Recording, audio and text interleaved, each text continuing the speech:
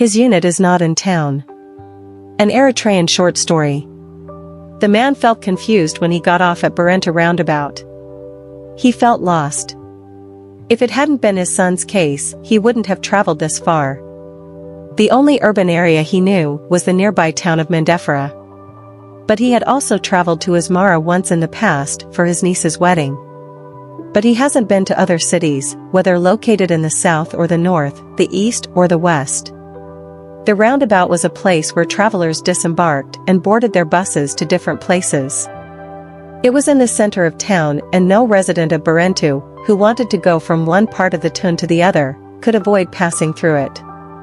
Unless the sun was too hot, it was unthinkable that the place would be deserted.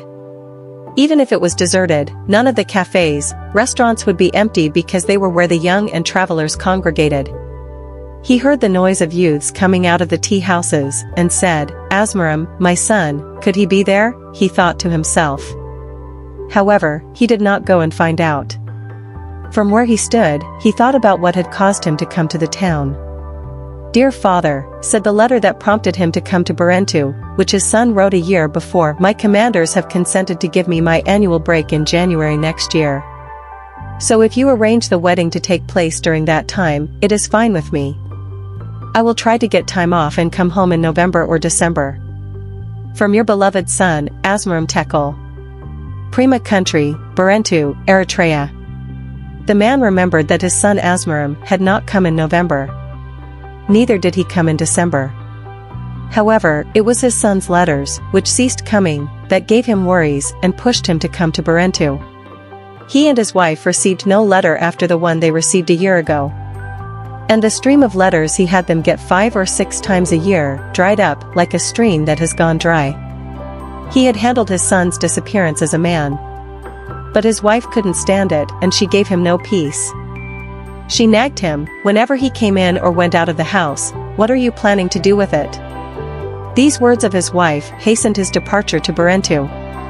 "I hope he is fine," he thought, and this gnawing thought gave him no sleep. It entered his head and disturbed him a lot. This relentless question kept him awake. He realized that he wouldn't get any sleep if the question was not put to rest. In short, it urged him to decide to travel within a short time. He set out for the city to sleep. He stayed at his niece's house as he passed through Asmara. His niece saw that he was very worried about his son.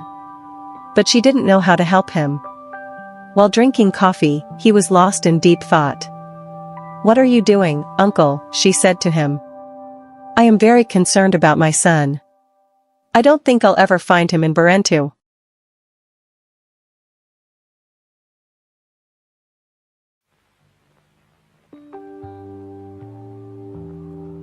"Please don't say that, uncle," she scolded him. "Don't speak an ill omen against your child. You'll find him there. Why do you speak ill of him? My God! Isn't he your own son? Please think positive things only. After all, you are a man. May it be God's will." He raised his eyes heavenward. "Say that," she said. "And don't worry. They may have transferred him.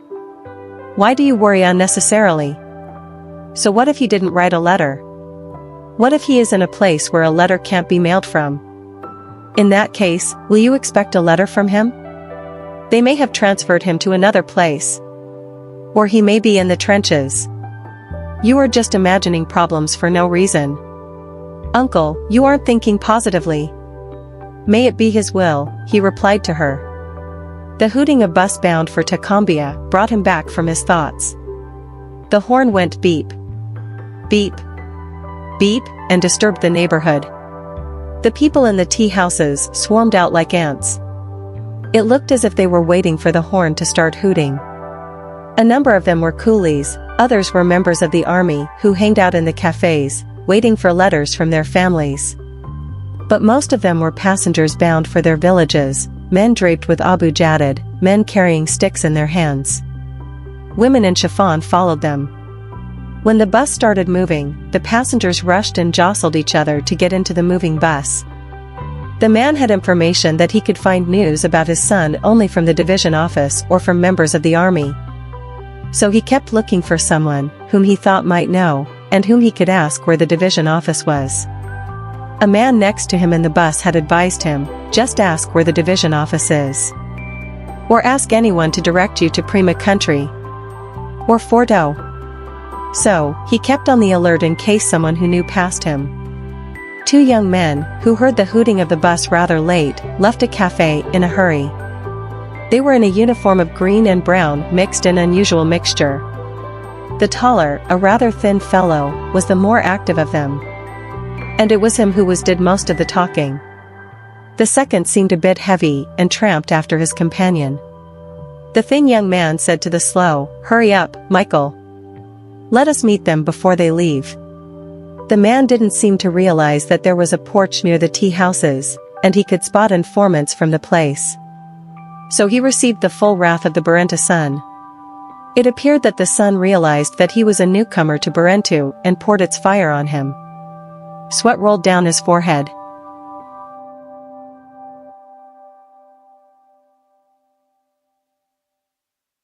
The sweat mixed with the dirt on his head, and gave him an itching feeling on his forehead. Because of the feeling of itching, he took the hat off and put it in his hand. He seemed to have forgotten that he had put it on his head a minute ago. It can be concluded that he didn't get used to the hat from the fact that he took off the hat for a minute, and a moment later he put it in his hand. He had gotten off the bus first. Behind him followed the passengers in the back seats. People who had no reason to stay there carried their bags and left. People with more than one suitcase waited there for a pushcart. Gradually, the travelers cleared the place one by one. Only a few people remained in the area. The Barentu roundabout, as if it didn't look like it was an ant's nest, was almost empty. The slender young man caught up with a traveler who was following a pushcart. "Brother, is this the bus from Asmara?" he asked. "Oh, yes, Habibi," the traveler exclaimed. And directly continued on his way. The thin young man stood in the middle of the road and waited until the slow one caught up with him. They were about 10 steps from the man from Asmara, who was standing in the middle of the place. "Come on, let's go. Our families haven't sent any letters today," said the thin one. "Let's hurry up in case we are late and we have no lunch. Let's hurry up." "Well, haven't you been eating a moment ago?" said the slow one. "You call us gluttons. I am surprised by your hypocrisy. I'm so surprised by yours. Look at you. Where does the food you eat go?" They were about to pass the man. They got into a deep argument and didn't notice that he was there. Only when he cleared his throat to attract their attention did they notice he was standing there. It was Tesfit, the thin young man, who looked up first. Immediately, he fixed his eyes on the man. "Look at this man," he said. "Doesn't his looks remind you of Wedini? He looks exactly like him. What is wrong with you? You see similarities in completely dissimilar things." Michael replied. "Say, how does this guy look like Wedini? Wedini walks straight. And look at this man. Come on," said the first one. "Mark my words. His nose. His eyes. His wholeness. Definitely, Wedini is a chip of this block. Mark my words. I would be damned if he doesn't ask us about him." Tesfit retraced his steps and approached the man. He had come to the conclusion that the man can't be anyone else but the father of Wedini just from their resemblances. The man didn't have to tell Tesfit, "I am Asmaram's father." Their relationship was written on the man's face. For someone who can read resemblances, the relationship of the two was etched on the man's face. Tesfit had no doubt that the man was in Barentu to ask for the news of his son. "Poor man," he said. And he felt sorry for the man.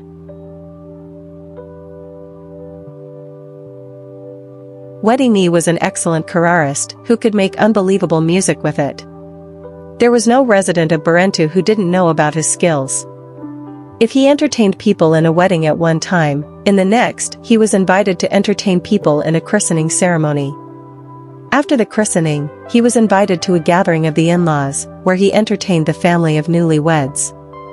He was busy almost every day. For this reason, people greeted him in the streets, and some people wanted to buy him tea in the tea shops. One Sunday, he spent the night playing at a wedding. He was exhausted and weak.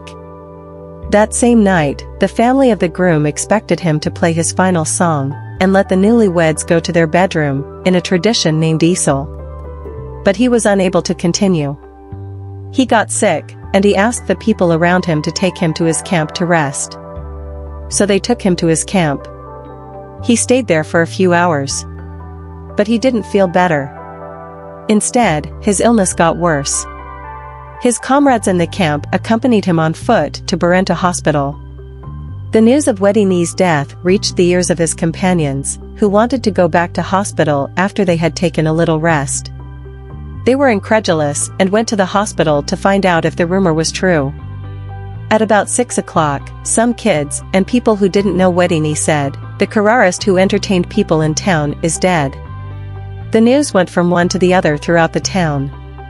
His death, unlike the deaths of other people, caused alarm among many. Many young women, who had seen him playing in different weddings, were sorry for him. Older women said, "Poor thing," and felt sorry for the careerist. But many young men were just stunned and couldn't say anything. His death was especially difficult for the men of his unit, however. Especially those who accompanied him on foot to the hospital couldn't believe their ears. They had expected he would spend a day or two in the hospital and return to the camp after that. Having walked with him to the hospital, they didn't expect to see him dead in a coffin. His death was very hard to accept for them. "How can this be?" they asked, stunned by this unexpected turn of events. They had heard him joke this way, "I'll make anyone that doesn't come to my wedding crawl like a baby for a week." Therefore, they thought the tragedy was nothing but a joke. Many that heard of the news of his death thought it was a joke and in fact reprimanded the news bearers. "Joke about anything else, but there is no joke about death," they told them. It was the tears in their eyes that convinced them this was no joke. Tesfit came back from his daydream. That was 6 months ago. "Hello, young men," the man addressed them as Tesfit approached him. "Hello, sir." It was Tesfit that answered him. "How are you? Don't you know a soldier like you named Asmaram Tekel?" The first looked at the second. The second saw that Tesfit's face was darkened and sad. He guessed that he had been thinking about Wedini. He was Wedini's best friend and his death had impacted him more than anyone else. "What unit does he belong to, sir?" said Tesfit, the first young man. "I am damned if I know," replied the man. "I have no any clue. But here is a letter he wrote a year ago. That number might be in there." The man sent his right hand to his breast shirt pocket under his white shawl. The shirt had turned grimy due to dirt. He fought for button, which was hiding under the shawl, and reached for it and unfastened it. He handed the crumpled envelope to Tesfit. Tesfit was shocked to see their unit number on the envelope. As a matter of fact, he had no desire to know about the contents of the letter. However, his comrade's death was an unsolved mystery for him. How did he die? What caused his death so fast? Did anyone kill him? Or was it a natural death? These unanswered questions swirled in his head and disturbed him. He didn't know if Asmaram shared any information with his parents in his letters to his family. When Tesfit saw their unit's number on the envelope, he saw that the man was illiterate. "Sir," said Tesfit, "his unit number is not on the envelope. I have to open it to see if it is inside. But I can't open it without your permission. May I open and see inside?" The man was not happy with the young man's request. He was not pleased that he asked to read his son's letter. "How can you ask to read someone's letter?" he said to himself. He questioned the young man's moral standards for a minute. However, he realized that the young man had asked to read the letter to help him. Therefore, he thought, if the number is there, let him read it. The letter had no secrets.